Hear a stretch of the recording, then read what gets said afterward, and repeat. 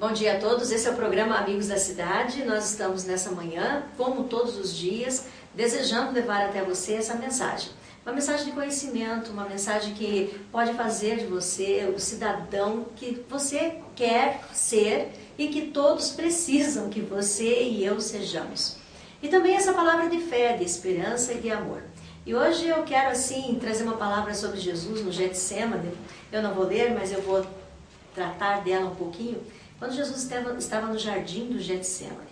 E lá no jardim do Getsêmani ele encontrou-se com Deus, ele falou com Deus. Ali ele derramou a sua dor, a sua expectativa, as coisas que iam acontecer com ele mesmo. Está lá no Evangelho de João, você pode ler e pode apreciar essa palavra. Mas pode imaginar também como era o jardim do Getsêmani. E por que Jesus escolheu o jardim do Getsêmani? Pela beleza, talvez por aquilo que ele poderia encontrar dentro da própria natureza, dentro do respirar, do enxergar, do observar e do sentir. E isso diz respeito a cada um de nós. Nós temos o direito de sentir, nós temos o direito de visualizar, nós temos o direito de abraçar, nós temos o direito de respirar.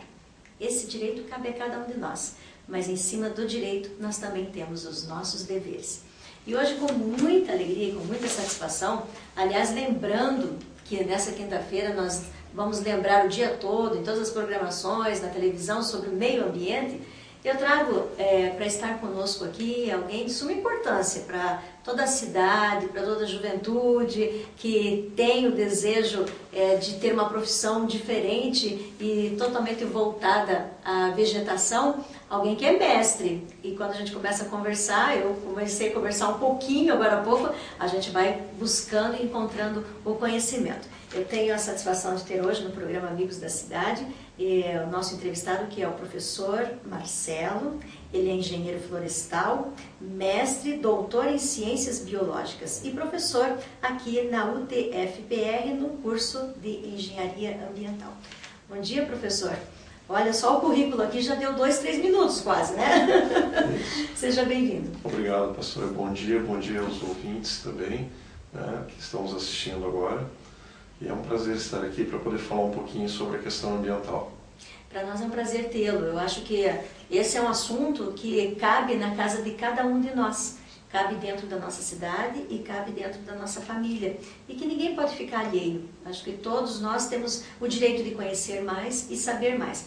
Eu quero dar a introdução, conversávamos um pouquinho agora há pouco, sim, mas eu gostaria que nós dessemos a introdução para conhecer mais da sua pessoa como professor, da sua área, do que hoje o curso oferece dentro de Campo Mourão e também dentro do país inteiro, por favor.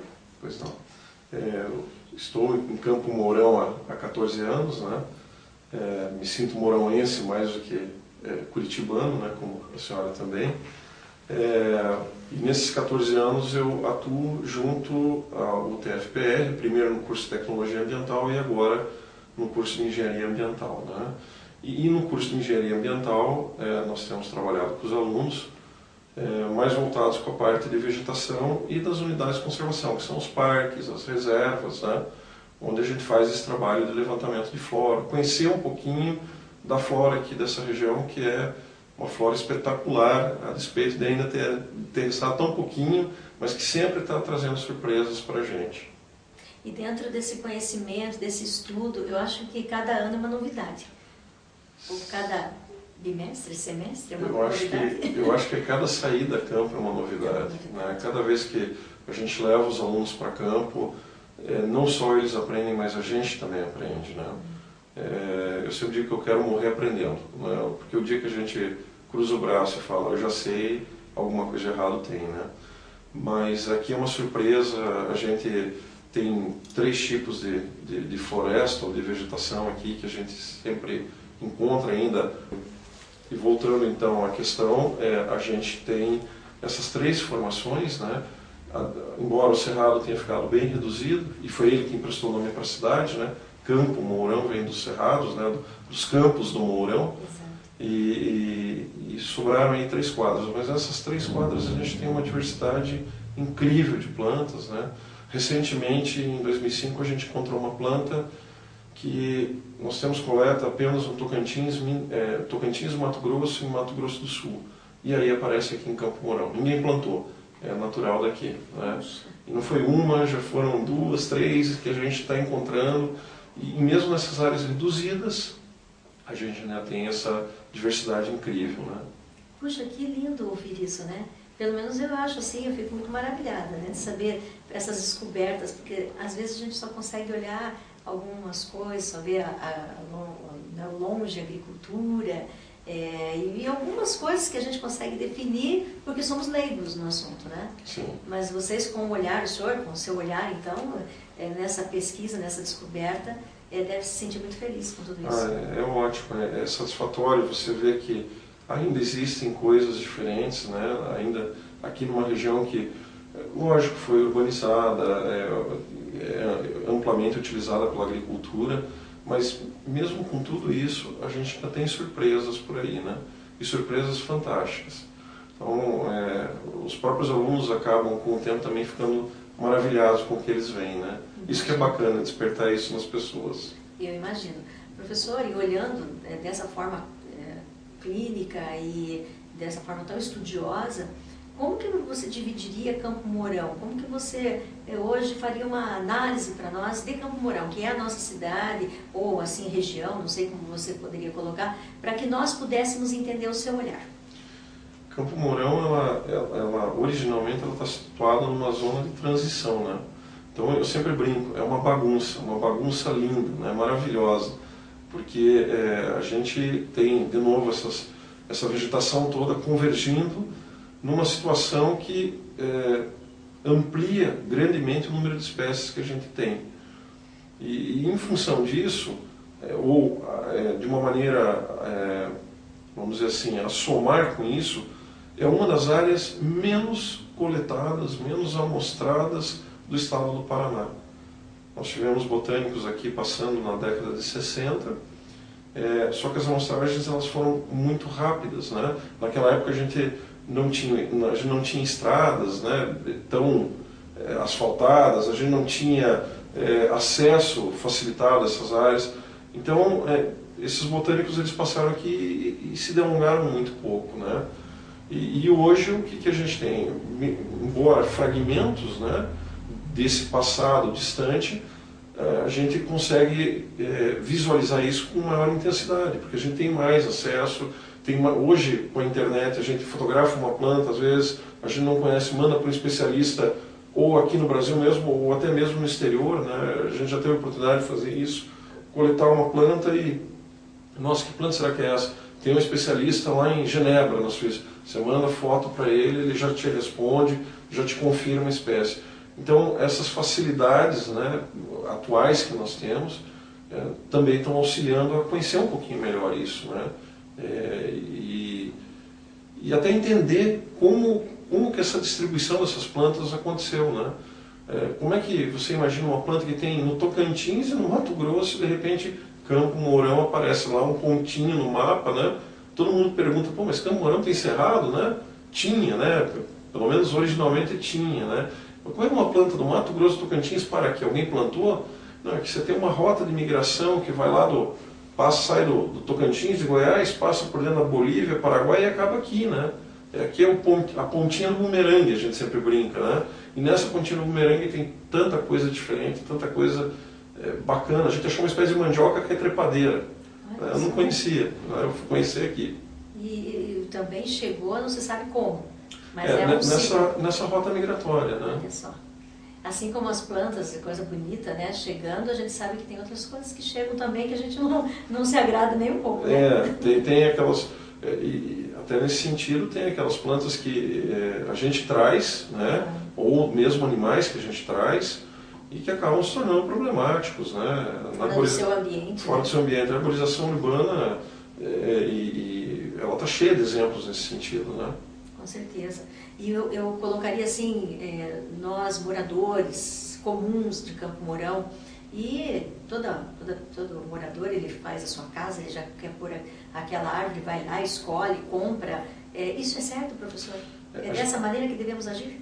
Na verdade, não. Na verdade, assim, as árvores, elas a gente tem que lembrar que quando elas são pequenininhas, eu sempre comparo com bebês, né? São bonitinhos, todo mundo quer cuidar, né? A gente brinca, eu sempre brinco com meus alunos, às vezes o morador ele tem um caso de amor com a árvore, e mais tarde esse caso de amor acaba virando um caso de guerra, de ódio, porque assim, quando ela está pequenininha ele não quer que ninguém chegue perto, porque ele quer cuidar, ele quer ver aquele vegetal se desenvolver, ele quer ter sombra na frente de casa, né? Só que às vezes ele escolheu uma espécie que é inadequada, às vezes por desconhecimento, ou às vezes por incompatibilidade até com o local onde é plantada, esse indivíduo, essa árvore, ela vai crescer e vai causar transtornos. Por exemplo, vai quebrar a calçada, às vezes vai produzir muita biomassa, vai ter muita folha, muito fruto de grande porte, às vezes, ou frutos de pequeno porte em grande quantidade vão provocar mau cheiro, podem favorecer até um acidente, né? A pessoa está andando, escorrega no fruto e cai.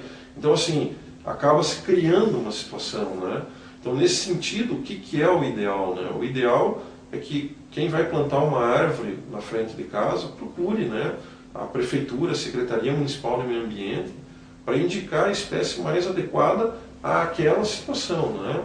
Os técnicos da SEMA, com certeza, que são conhecedores do assunto, né, vão poder indicar o que plantar e onde plantar, né? Porque às vezes uma árvore que é indicada numa determinada situação, por exemplo, onde não tem fiação elétrica, numa outra situação onde você tem fiação elétrica, pelo porte ela já não é indicada, né?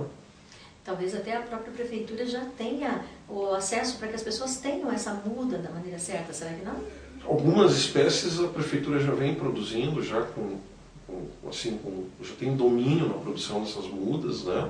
Algumas outras ainda não, né? Tem um plano de arborização urbana, a prefeitura começou aí a seguir, esse plano passou até pela Câmara de Vereadores, foi para uma audiência pública, foi aprovado.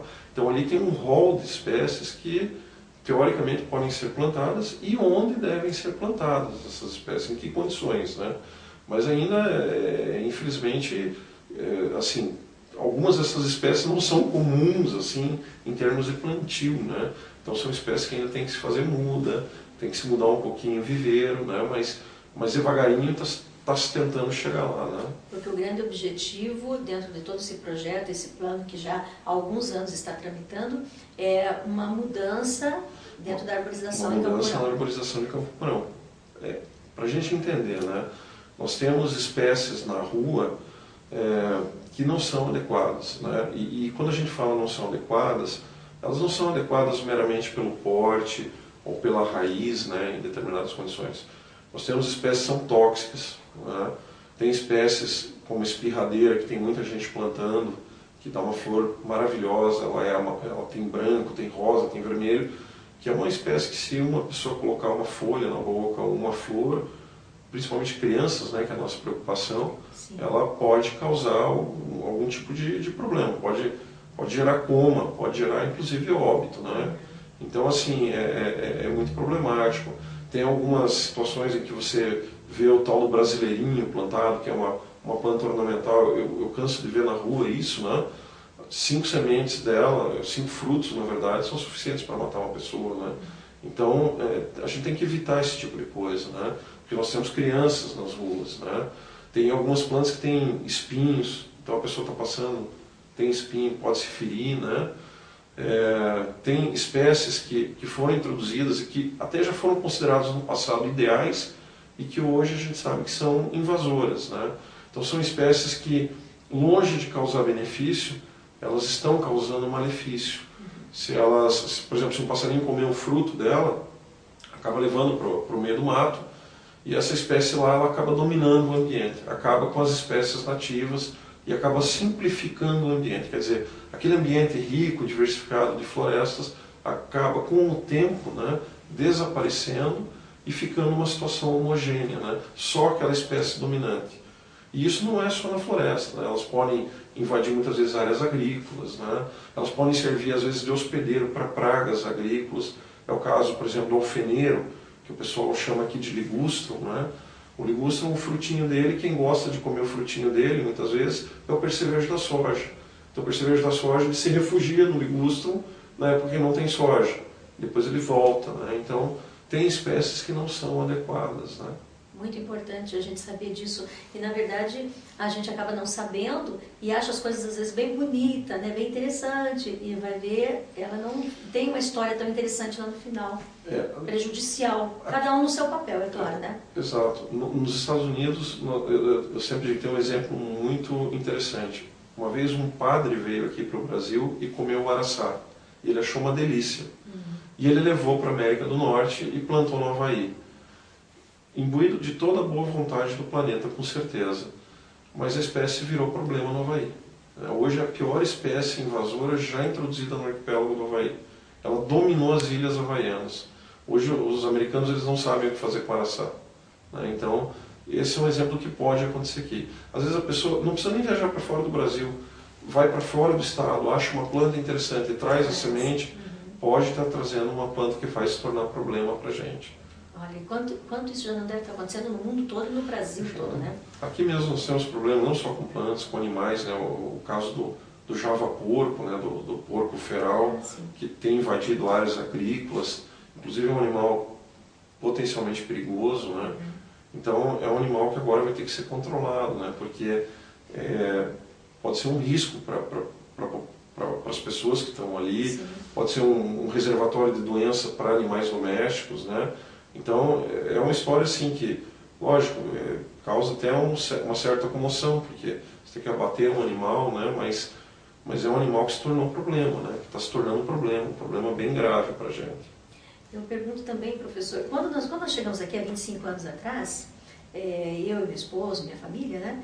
Nós tínhamos muitas árvores frutíferas nas ruas. Nós tínhamos o abacate, nós tínhamos a manga ainda temos, né? Mas o abacate eu acho que era o que mais tinha. E outras frutas também. Árvores frutíferas nas ruas algo importante? Existem, assim, duas correntes, né? Uma corrente que defende o uso de árvores frutíferas nas ruas e outra corrente que não.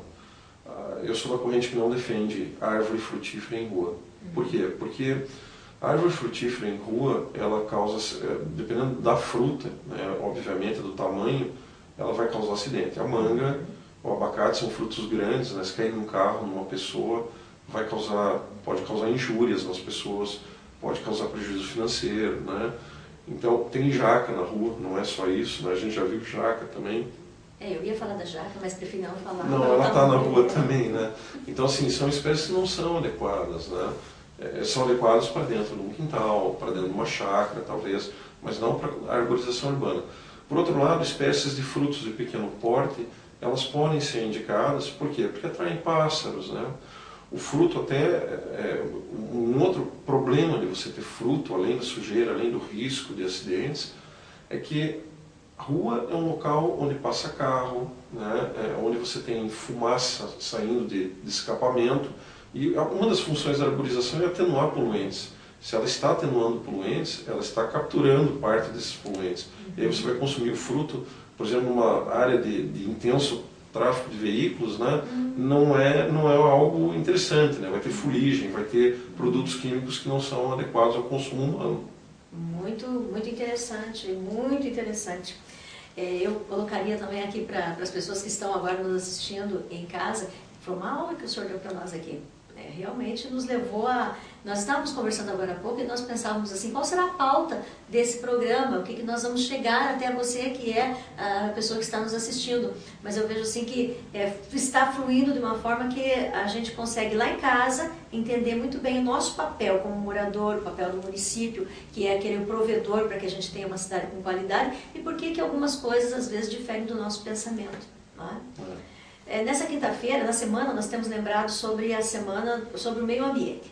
Né? Procurado assim nos fortalecermos com a ideia de que somos sim responsáveis, podemos sempre fazer o nosso melhor, e até falávamos agora há pouco sobre extremos, que nenhum extremo é bom e nenhum extremo faz bem para as pessoas. Eu gostaria que o senhor deixasse uma palavra para todos nós sobre a questão do meio ambiente, que nessa quinta-feira parece-me que vamos pensar melhor sobre o meio ambiente, né? A questão, o meio ambiente às vezes é visto de uma forma apaixonada, né? Eu digo que eu sou um apaixonado pela questão ambiental, mas a despeito disso, né, nós temos que ser ponderados, né? Normalmente algumas pessoas me questionam, Então, se você gosta da área ambiental, você não gosta do setor produtivo, né? Não é isso, né? De maneira alguma.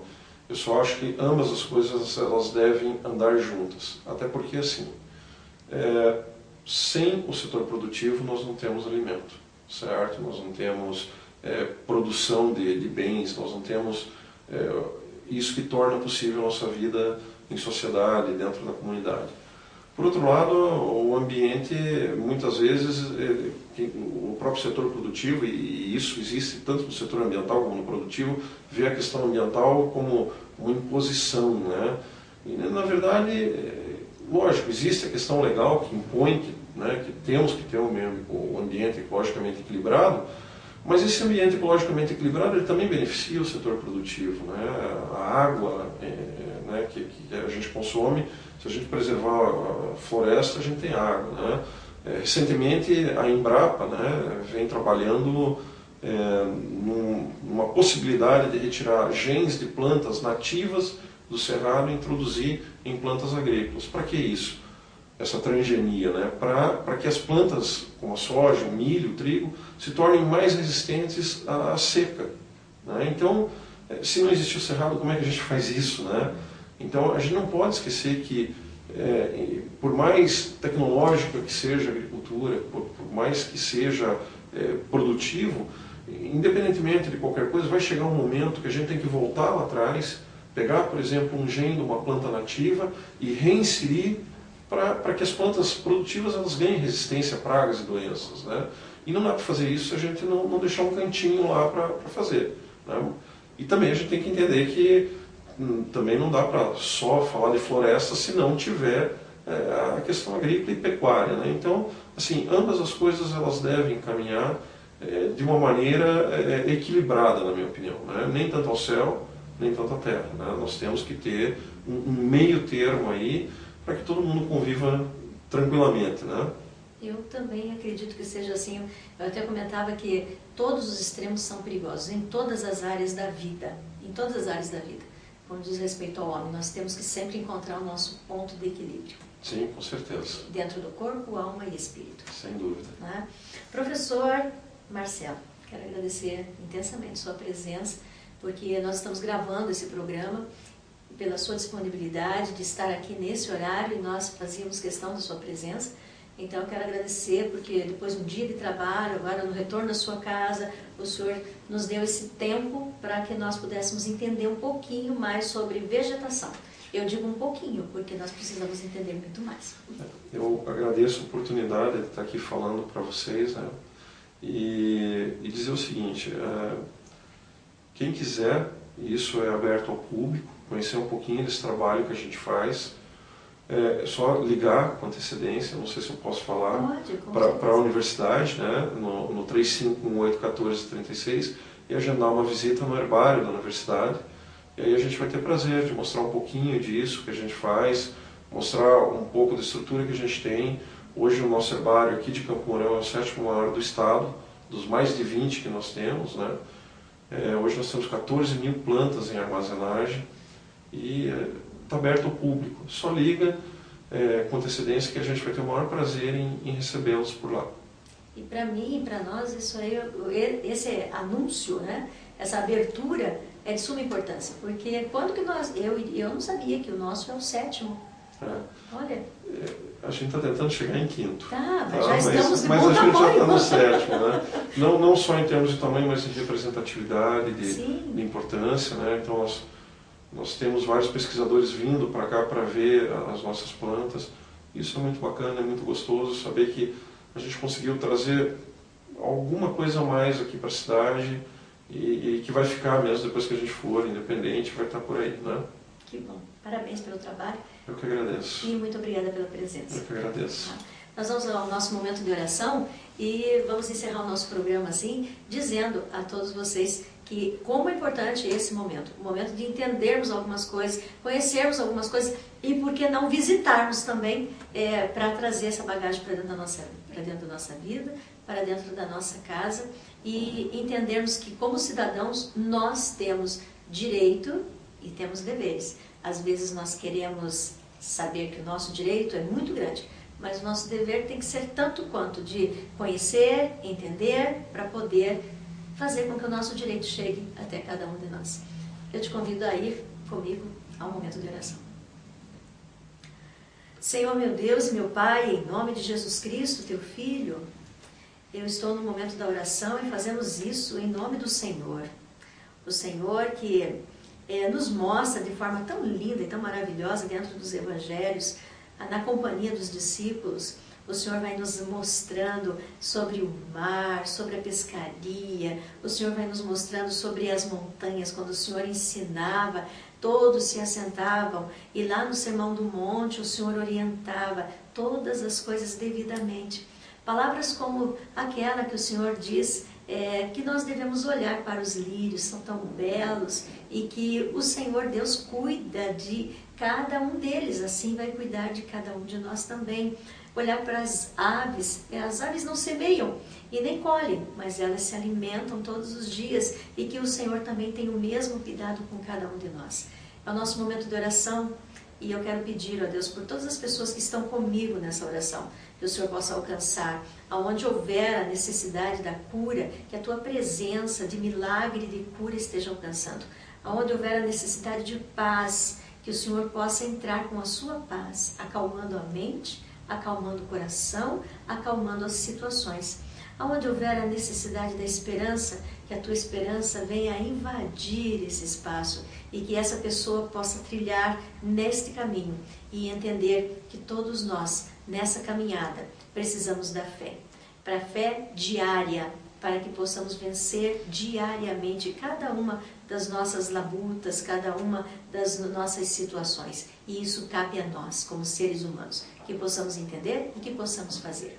Obrigado, Senhor, pelo programa Amigos da Cidade. Obrigado, Senhor, por estes amigos da cidade que têm se reunido comigo todas as manhãs. Que Deus nos abençoe, em nome de Jesus. Amém.